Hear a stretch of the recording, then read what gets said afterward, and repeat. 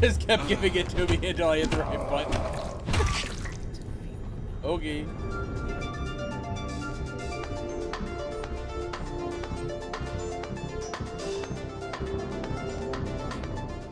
Paranoid is an action horror game developed and published by Mad Mind Studio. The story follows Patrick, who has lived alone in isolation for years. One day, Patrick receives a call from his sister years after her disappearance. So Patrick sets out to try to find and save his sister from whoever has taken her and to find out the truth. I could say this story and game had potential if they allowed the game to sit in the oven for a few more months. While I was able to finish one path of the game, I was unable to start a new game to try the other path due to the game refusing to start me from the beginning and always starting me in the middle of the game. So for anyone who has seen the trailers for these games, they talk about a neighbor who may or may not be a succubus, which is a callback and tie-in to another Mad Mind series titled Succubus. On my first run, I didn't get this section of the game at all, and it was the thing I was most looking forward to seeing, so I wanted to go back and try to replay it and get that section and see what that was all about. But because the game glitched out and kept trying to start me in the middle of the game, I wasn't able to do that. Even after deleting all of my save data from Steam, deleting the game, completely reinstalling it, deleting all the save data from my computer, completely wiping the game, once it was reinstalled, I still opened it up, hit new game, and it started me in the middle of the game, which was just disappointing. I have heard from a few other people saying the same thing has happened to them, and I also was seeing a lot of people not even being able to get far into the game in the first place before they found a game-breaking bug that didn't allow them to continue. So this game has a lot of work to do in terms of updates to bring this game up to standards. We think we did something wrong. Like, I beat the game and we never triggered the succubus, so we think we did something wrong. So we're going to replay through the thing and not do some things differently, see if we could trigger it.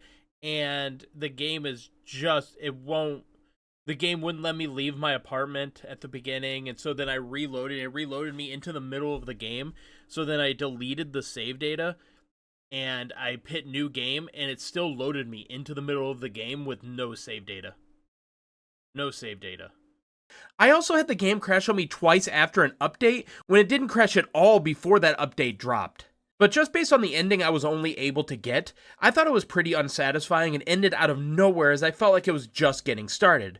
Maybe the other path had more to it, but I may never know, at least for now, until they fix whatever issues the game is having. The gameplay was also nothing special. It is the same boring melee attack loop over and over again. You will, however, be able to find melee weapons lying around such as a hammer or a knife, which is a saving grace for me, because if I had to punch everything with just my bare fists, I would have lost my mind by about halfway. Even though, admittedly, if you wanted to, you could just run through most of these areas without fighting anything and just run by them all, and you will still reach your goal just fine, outside a few sections where they force you into combat. In terms of enemy types, you will be fighting a lot of the exact same types of enemies, and sometimes even literally the same enemy over and over again. Although there is one particular enemy that you will fight that is pretty interesting.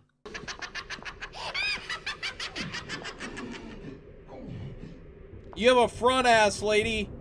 Lady, you have a front ass. I don't know what to make of you. What the fuck?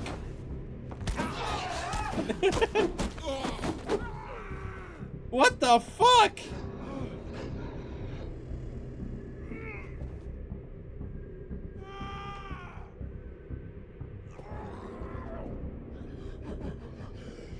What the fuck was that? Another issue I had with the game is the enemies would say the exact same things over and over again the entire game.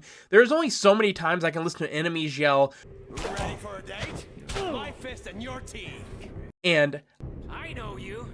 You're sniffing around for that fucking Ortega again. Before I just lose my mind entirely. Also, when it comes to the dialogue in the game, especially in the apartment, the dialogue will overlap each other so hard with so many voices that you will feel like the game's goal is to literally drive you as insane as Patrick is. Tape for you. I know how much you love my stories, so I came up with this one just Rachel. for you. A fairy tale she Once recorded upon a for time, me a long time there was ago. a brave boy named Alfred. People called him the Palace. Who is the cat queen, you ask? Adventure. Along the way, I'm losing my mind! realized that that many cats had joined. There's 3 things happening at once! All of them This game also comes with different puzzles that you have to complete that involves numbered padlocks and also these kind of yellow lights that you have to line up with a corresponding light to create a new area that you need to progress the story. These were really interesting, but there were just not enough of them in my opinion. I feel like more puzzles would have really helped this game out, maybe even intertwined some story into it would have been pretty cool as well. In terms of collectibles, there really isn't that many. You will find some items that you can pick up and read, and it adds some things, but really not much. And you will also find some medicine that you use as healing items, but don't use them too much, otherwise Patrick will start throwing up in the middle of combat. In the end, I just feel like this game had the potential to be something good, and on my playthrough, it just failed to connect with me, and when I tried to pursue other options, the game wouldn't let me, which is disappointing and ultimately unacceptable for a game that is $25. This game never should have saw the light of day, and I was really disappointed by it because I was really looking forward to this one. And that is why I'm giving Paranoid a 4 out of 10. I think maybe once they patch the game and I'm allowed to do the other path, maybe that'll sway my opinion just a little bit in a different direction. But for now, this game is a buggy, repetitive mess and poorly optimized, and it should have never ever come out this way. And I hope they learn from this because they have a lot of games coming out over the next year, which I'm kind of worried about. They have like about 5 or 6 games coming out that are in development between now and the end of 2024, and that is just way too many games, and that kind of oversaturation leads to some games being half-assed in the process. So if they actually do care about their games, I hope they do decide to delay some of these to future years, and not just force them out for the sake of money. But what did you guys think of Paranoid? Did you like it more or less than I did? Let me know in the comments section below. But that is going to do it for this review.